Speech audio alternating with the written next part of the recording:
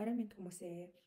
За би өнөөдөр айгуу гоё сэдв тайдтэйгээ хуваалцах гээд тэгээд постоор бичгээр жоохон ойлгомжгүй хүмүүс зүгээр сонсцсон дээр ах гэж бодоод бичлэг оруулж байна. За тэгээд таад маань нөхөж үзээд санал бодлоо комент хэсгээр хуваалцаарай. За өнөөдрийн сэдв болохоор энерги ажил гэдэг сэдвтэй. За энерги ажил гэдэг нь юу вэ гэхээр за хүмүүс өөрийгөө одоо жишээ нь аяга гэж үзэх юм бол аяган дотор таны энерги одоо 100 гэдэг хэмжээтэй ордог гэж бодъё. Тэгээ 100 гэдэг хэмжээтэй орсноор та түүнийгээ гэр бүлдээ ажилдаа одоо гадуур алхахад гих мэтчлэн жоохноор ингээд зарцуулдаг гэсэн үг. Тэгэхээр тэр зарцуулдаг зүйл маань бол одоо энерги бахна. За тэгэд энергийг тэгэхээр бид нар яг мөнгөтэй адилхаж болно. Мөнгө гэдэг угаасаа өөрөө энергийн нэг төрөл, биежсэн төрөл нь мөнгө болдог байгаа. За тэгэхээр мөнгөний урсгал, бэлэн мөнгө, зээл авах гэх мэтчлэн ярьдагтай яг адилхан энергийг бас тэгж ойлгож болно. Бэлэн энерги, энергийн зээл, энергийн хөрөнгө оруулалт гэдэг ч юм уу тий. За энийг юу гэж ойлгох вэ гэхээр бэлэн мөнгө гэдэгтэй адилхан дүүж ойлгох юм бол бэлэн энерги гэдэг нь яг одоо та сууж байхад чинь таны чадамж нь 100 байх юм бол танд одоо 100-ийн энерги бэлэн байна гэсэн үг. За тэгээд ажил хийх юм бол та тэр 100-ийн энерги айгуу гоё ашиглана гэсэн үг ахна шүү дээ. За тийм байна. За жишээлбэл тэгээ явж идэл одоо ихэвчлэн орчин үеийн хүмүүс одоо хоттой амьдардаг. Тэгээд маш их төвчрээтэй, стресстэй ажил хийвэл одоо хийхгүй болохгүй гэх мэтчлэн тиймэрхүү ойлголтууд байгаа. За тэгэхээр тэр чинь энерги зарцуулалтыг бол одоо хөдөө орон нутагт зүгээр нэг зүлгэн дээр гэрээ бариад амьдарч байгаа хүмүүстэй харьцуулахад бидний энерги зарцуулалт бүр асар их байдаг. Тийм болохоор одоо үнэхээр тийм тайван сайхан амьдрья гэж бодох юм бол хэдүүл одоо хөдөө гарах нь байна. Тий? Хөдөө гараад зүлгэн дээр зүгээр гэрээ бариад амьдрах юм шиг байна. За тэгэхээр одоо хотод байгаа юм чинь бол яалтчгүй энергийн зарцуулалт өндөртэй болчиход байгаа. Тэгэхээр тэрийгээ бол биднэрт яадаг нөгөө 100 гэдэг энерги маань айгүй хурдан дуусчаад байгаа гэсэн үг. Тэгээд стресстэй юм бол айгүй их юм гарч ирнэ. За тэнгууд тэр бид нэр 100 гэдэг энергийг одоо хэдүүлээ өөрснийг аяг гэж үзэх юм бол энэ аягын дотор 100 гэдэг энергитэй тийм энерги л багтна гэсэн үг. За тэнгууд бидний одоо хүмүүсийн нийтлэг тийм ойлголтод юу байдаг вэ гэхээр одоо сайлаа бэлтгэхээр саваа бэлт буюу 100 гэдэг энергиэс илүү их одоо энергийг хадгалах тийм сав багтаамжтай болох хэрэгтэй болчиход байгаа байхгүй. За энийг болохоор энергийг нэмэгдүүлэх гэсэн утгатай ойлгож байна. Өөрөөр хэлбэл та мөнгөөр ойлгох юм бол та өөрийнхөө хөрөнгийн хэмжээг нэмж байгаа гэсэн үг. За бид хэд тэгэнгүүт нөгөө энерги юугаар нөхч оруулдаг вэ гэхээр бид нэр гоё чихэр иддэг, тэгээд унтдаг, хоол иддэг, хайртай хүмүүстэйгээ хамт байдаг гих мэтчлэн тийм түгээмэл хүний амьд явах хэрэгцэн дээр тулгуурлаад энерги 100 болтол нь нөхөж аваад маргааш өглөө нь босоод дахиад ажилдаа явдаг байна. За гэтээ ингэ явж исэн чинь бид нэр одоо нөгөө нийтлэг ойлголтоор за ер нь л би нэг сүүлийн үед айгүй жоохон тийм уналттай байна. Ер нь юм бүтэхгүй ах шиг байна гэдэг ч юм уу те. За эсвэл бол бүр юм сэтгэлээр унчихсан энэ төр явж идэг. За тэр маань юу гэсэн үг вэ гэхээр хоол идээд ч тэр хөөрхөн унтаж босоод ч тэр 100 гэдэг энергийг хүртэл нөхөж чадхаа болчихсон гэсэн утгатай. За тийм ээ. За тэгвэл одоо яах вэ гэхээр бид нэр энергийн ажил хийж ийж тэр энергийг өөртөө нөхөж авна. Одоо орлогын их усүрээ нэмэхтэй адилхан энергийн их усүрээ нэмэх хэрэгтэй гэсэн үг. Нэгдүгээр ойлголт нь, хоёрдугаар ойлголт нь одоо тэр одоо хөрөнгөний хэмжээгээ нэмнэ гэдэгтэй адилхан энергийн өөрийнхөө савны багтаамжийг бас нэмэх хэрэгтэй. За ингийн бол илүү их энергийг хуримтлуулж нөөцлж чадна. Тэр энергиэрээ илүү их бүтээмж гаргаж, илүү их бодож, тунгааж одоо нөгөө сайхан амьдрахтай материалыг эд зүйлсүүдэд олох юмн дээрээ ч ихсэн хэрэгтэй гэсэн үг байна. За яжаар би комент дээр нэг everybody биччихье. Чук. За дараа нь бол юм. За тэгэхээр энерги гэдгийг хэдүүл ойлгосон тий. Энэ бол яг мөнгөтэй адилхан мөнгө бол угаасаа энергийн бит байдал ахна. Бит байдал ахна. Тэгээд 100 гэдэг энергитэй тэрийг ийм энгийн унтаж ивдэх аргаас гадна өөр энерги их усүрийг одоо бий болгох замаар нэмэгдүүлэх боломжтой. За тэр энерги их усүр нь одоо бидний сүүлийн үед одоо тренд болоод байгаа сэдв байгаа шүү дээ. Сүнслэг байдал маань сэрж гин, манифест хийж гэдэг юм уу те. Тиймэрхүү аргачлалууд орж ирж байгаа. За одоо жишээ нь магадгүй ламбу тийм одоо угийн өгөгдөлтэй байсан хүмүүсүүд ийм зан үйл хийгээд байгаа нь бас энерги нөхөх, энергийг нэгээс нөгөөд хувиргаах, шинээрж бий болтгол те зүгээр ингээд байгаа газраас нь өөрлөгөө дуудаж авчрах гэдэг үйлийг хийгээд байгаамаа. Тийм болохоор тэр одоо ном уншуулахаар нэг сайхан болчлоо гэд ярьж байгаа чинь тэр лам одоо яг тэр ном уншиж явах зураа бүр минут секунд тутам тэр ертөнцийн юм том энергийн их сурвалжаас энэ дорж гэдэг хүн рүү тэр энергийг нь шилжүүлээд өгөөрэй, ингэж шилжүүлээрэй гэд тэгж хэлж байгаа гэсэн утгатай. Тэгээд минут секунд тутам тэр дорж руу энергийг хувиргаж явуулах тийм үйлдэлийг хийж байгаа. За энийг болохоор энерги ажил гэж нэрлэдэг байгаа. Тэгэхээр бид нэр энерги нэмэх их усүртэй болж чадах юм бол 100 гэдэг энергийг 1000 гэдэг энерги болгох нь байна. За тэгээд энергийг нэмэх зүйлүүд юу байдаг вэ гэхээр за түрүүнд дурдсанчлан одоо ламбо хүмүүс маань өөрсдийнхөө өгөгдлөөр тэр энергийг одоо хөвчлэн шилжүүлж болж байна те. За тэдгээр хүмүүс маань одоо байгалийн өгөгдөл өндөртэй одоо биднээс илүү өндөр антентай гэсэн үг. Тэгэхээр антенныхаа давуу талаар тийм ажил хийж байгаа. Тэгээ дотроо яг тэр энергийн хувиргалтаа хийж байгаагаа ухаардаг байх гэж би найдаж байна. Би өөрөө яг тийм биш болохоор сайн мэдэхгүй байна. За тэгэхээр над шиг энгийн хүмүүс одоо тэр энергийг нэмэгдүүлэх дээр дараах хэдэн зүйлийг авч ажилланаа. За нэгдүгürt нь асар их дуртай юм хийх. Бүр асар их дуртай юм хийх. Жишээлбэл дуулах, дуучид бол тийм өөрснөө барыг ярьдэн штэ. Одоо уран бүтээлч хүн бол маш хэцүү байдаг. Одоо тий цаг нар гэж байдаггүй гэх мэтчлэн хэрнээсээ тэд нар яагаад тэр уран бүтээлчийн замнаасаа ерөн гардгуун болоо.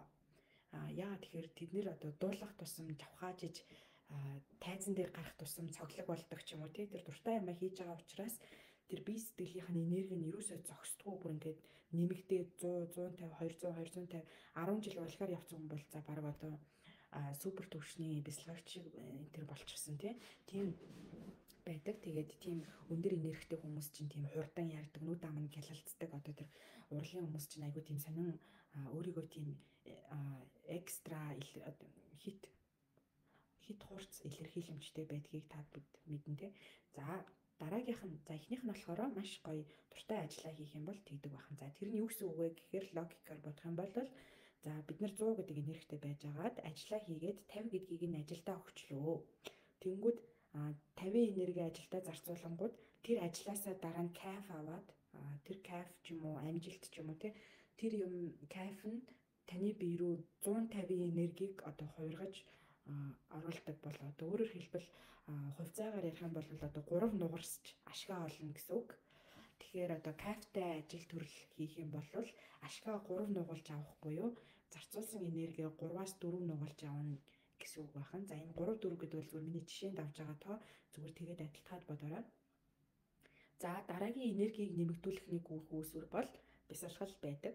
Яагаад бясалгалыг одоо би ярьж идвэ гэхээр за бясалгал бол ерөөсөө октоос зүгээр суудаг юм биш. Бясалгал болохоор юу гэсэн үг вэ гэхээр өөрийнхөө физик биений үйл хөдлөлийг зогсоогоод бүх энергийг ухамсарлуугаа шилжүүлээд тэгээд тэр ухамсараараа маш их ажил хийдэг гэсэн үг. Маш их ажил хийдэг. За тэгээд тэр ухамсар ямар ажил хийж чаддаг авиастай юм бэ гэхээр тэр ухамсар бол одоо тэр бидний хэлээд байгаа манифестыг биелүүлэх одоо бодсон зүйлийг биелүүлэх тийм үүрэг даалгавар таскийг авч ажилдаг тийм зүйл байгаа байхгүй. Тэгэхээр бид нарт бясалгал хийхээс өмнө нөгөө ухамсартаа даалгавар өгөөд явуулж байна. Хөөе ухамсараа чи би одоо нэг юм удахгүй машин авах гэж байгаа. Тэгээд тэр машин авахт минь туслаад өгөөч. Эсвэл би муухай зүйлээд байна. Ямар учиртай юм болооч гэдэг юм уу Иймэрхүү даалгавруудыг ухамсартаа өгөөд Тэгээ бясалгал хийгээ суучин. Бясалгал хийгээ сунгуудлаа биенийх нь физик биендээ ямар ч энерги зарцуулахгүй болоод 100% энерги шууд ухамсарлуугаар шилжүүлчихэж байгаа процесс болж байгаа байхгүй. Тэгээд тэр нөгөө ухамсар чинь яаж юм гэхээр 100% энергийг өөртөө гартаа оруулж авангуудлаа одоо маш их тийм эрх мэдэлтэйгээр миний өгсөн даалгаврыг биелүүлж байгаа гэсэн үг. Тэр нь одоо машин авах манифест ч гэдэг юм уу одоо өвгөд дээдстэйгээ холбогдох одоо өөртөө хүч нэмэх ч юм уу тиймэрхүү юм гахалтай шийдтэй зүйлүүдийг тэр ухамсар хийж чаддаг. Яагаад гэхээр ухамсарын өөрийнх нь даалгавар өөрийнх нь байдаг шалтгаан нь угаасаа тэр ихгүй ирээдүг бодно. Ирээдүй рүү тэмүүлнэ. Амьд гарахыг хичээнэ гэд иймэрхүү зүйлүүдтэй учраас тэр ухамсар яадаг байх нь. Өөрийнхөө өгөгдсөн өгөгдлийн дагуу ажиллаж байгаа царайн тэр. За тэгэхээр тэр бясалгал хийн гэдэг бол бүр ерөөсөө дэлхий дээр байгаа бүр хамгийн супер 100% одоо 100% эрх мэдлийг гартаа авсан энергийг нэмэгдүүлэх тийм арга байх нь шүү дээ. Кайфтай ажиллаа хийн гэдэг бол маш гоё. Гэхдээ бидгээд тэгж их одоо нэг дуртай ажиллаа олсон байх нь одоо төдийлө олон биш байдаг. За энэ өөр энергийг нэмэгдүүлэх зүйлс бол энергийн одоо сүнслэг эд зүйлс хэрэгслүүд байдаг.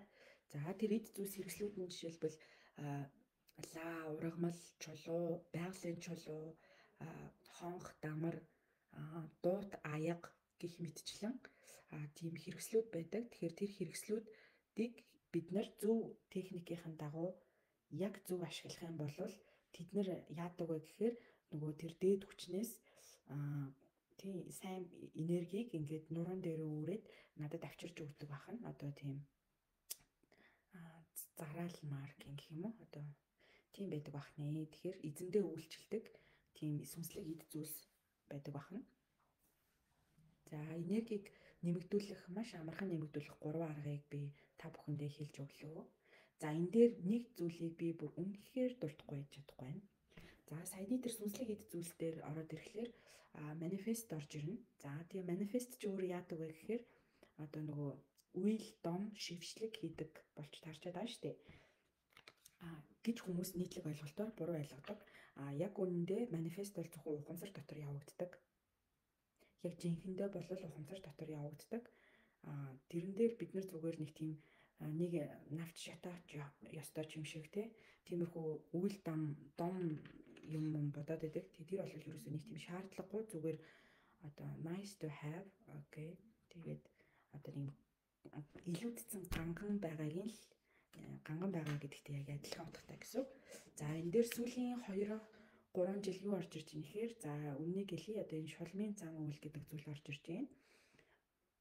За энэ юу гэсэн үг вэ гэхээр дэлхийд даяар энэ тэнд ингээд маш олон жилийн өмнөөс энэ сүнслэг мэдлэг хөгжлөгүүд янз бүрийн байдлаар үүсэж хөгжсөн байгаа. За тэрний нэг жишээ бол Европуудын ашигладаг оккульт суурьтай шулмын зан үйл байдаг. За тэрийг одоо хүмүүс сүүлийн хэдэн жил одоо манифест гэдэг нь шулмын зан үйл юм шиг байна гэж ойлгоод тэгээ тэрийг ингээд яг нөгөө гадаадуудыг дуурайгаад хийгээд идэг. За би ч гэсэн өөрөө эхний 1 жил бол тасралтгүй хийсэн.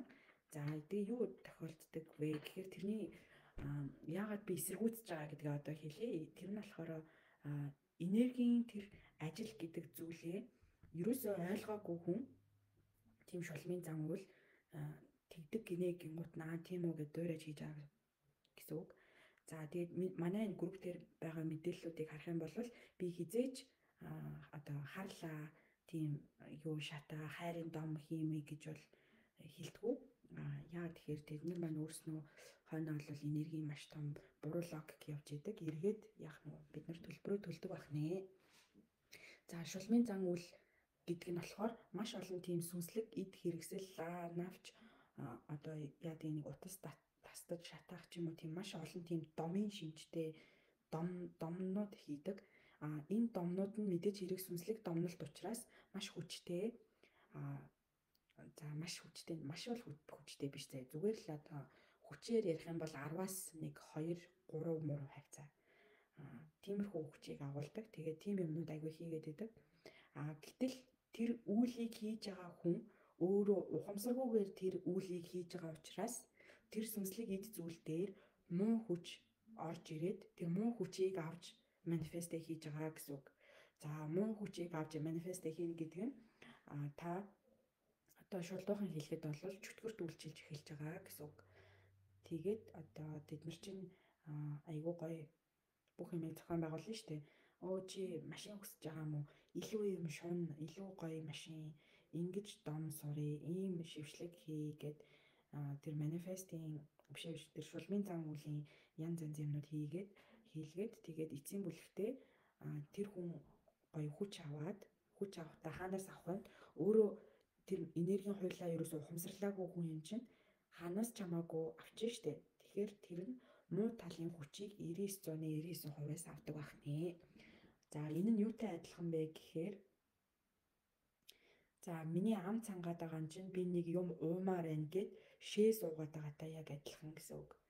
Хэний ч хамаагүй шээсийг шингэн юм бол цангаа тайлна гэд ойлгож байгаатай адилхан байхгүй. Тэр дотор тэр амны цангаа тайлах уу, цэвэр тунгалаг уу, миний биеинд тустай юу, дэмтэй юу гэдгийг юусоо бодохгүйгээр ямар ч ухамсаргүйгээр шингэн төлөвт байгаа бүх зүйлийг ууж байгаа гэсэн үг. За шулмын зан үйл тэр янз янзын тийм нэг муухай харлаа маа шатаагаад гэдэг одоо тийм юмнууд бол бүгдээрээ ухамсаргүйгээр холбогдож байгаа гэсэн үг. Тэгээд тэд нар маань дараа нь нөхөс төлөөсөө төлдөг. За миний хувьд гэх юм бол 1 жилийн турш тэрийг өстой сайхан тоглож авсан. Тэгээд эцсийн бүлэгтээ ямар ч амьдралын ирч хүчгүй. За би одоо юунаас олсон? За ер нь бол миний ойлгосноор буруу хүч авцсан байсан. Тэгээд тэр буруу хүчтэй сүултээ өөрөө ингээд одоо донтоод, дарлуулад бүр их сөрөг юм боддог. Бүр өмнөхөөсөө бүр долоонд ордоод тэгээд сайжрлыг олох шаардлагатай юм байна гэд айгүй том өөрчлөлт хийгдсэн байгаа. За иймэрхүү юмнууд байна. За тэгээд та хэдэд би тэгтээ шулмын зан үйл хийж байгаа хүн болгон тийм буруу гэж хэлэхгүй. Яагаад тэгэхээр тэр дунд чинь яг хойдлын саяны тэр энергийн урсац логик юмыг мэдэрдэг тийм одоо өгдөл сайтай тэгээд сайн хүчтэйгээ өөрийнхөө бурханлаг одоо тийм бурханлаг гэдэг чинь сайн гэсэн үг шүү дээ. Бурханлаг тийм сайн хүчтэй жинхэнэ хүч сайн энергийн их усүр цөмтэй холбогдож чадах юм бол тэр шулмын зан үйлээ ашиглана уу одоо бясалгал хийн үү гараад гүүн үү ерөөсөө нэг тийм хамаагүй бид нар зүгээр ухамсаргүйгээр хийхээрээ зүгээр ялангуяа тэр шулмын зан үйлнээр дамжиж муу хүчтэй холбогдох гэдэг. Тэгээд яагаад тэгдэг вэ гэхээр шулмын зан үйл маань эрт үеэсээ миний ойлгосноор шүү дээ. Би яг энийг одоо судлаач шиг батлаж хэлэхгүй. Гэхдээ миний ойлгосноор шулмын зан үйлийг эрт үеэсээ одоо жоохон их тийм тааруухан муу кейсүүд дээр ашигладаг. Ихэвчлэн одоо хүний хүсээгүй байхад нь удирдахыг оролдох ч юм уу, хүний хүсээгүй байхад нь хүнд дурлуулах ч юм уу. Одоо энэ ертөнцийн бус гаж тийм зүйлийг ингээ хийхэд хүчлэхийн тулд манипуляц хийхийн тулд ашигладаг байсан учраас их тэр дом юмуд нь болохоор тийм анханасаа үүсэхтэй тийм буруу сэтгэлээр харанхуй хүчээр эхэлсэн тиймэрхүү зүйл байдаг. За тэгээд нэг амар сүртэй хүнд битгий тусгаж аваарай зүгээр л алийг нь хийвэл урт удаан явах вэ гэдгийг бодох хэрэгтэй. За тэгээд эцсийн бүлэгтээ хэлэхэд хүн болгоно одоо өглөө нүрээ угаагаад одоо тий орой унтах нэг тийм төлөвтэй болсон байдаг шүү дээ. Одоо жишээ нь зарим эмэгтэйчүүд бол жишээлбэл орой будгаа арилахгүй л унтаж чаддаггүй гэдэгтэй адилхан та энерги нэмэхдээ одоо хүслээ биелүүлэхийн тулд за би одоо нэг өдөрт нэг 15 минутны бясалгал хийх бол үнэхээр болтгоо маа гэдэг тийм айгүй гоё тийм амьдралын нэг хэсэг болтлоо шингээж чадах юм бол тэнцэнэ одоо өөрийнхөө ямар зүйлийг шингээх бол та өөрөө мэднэ гэсэн үг. За тэгээд иймэрхүү гоё юмнууд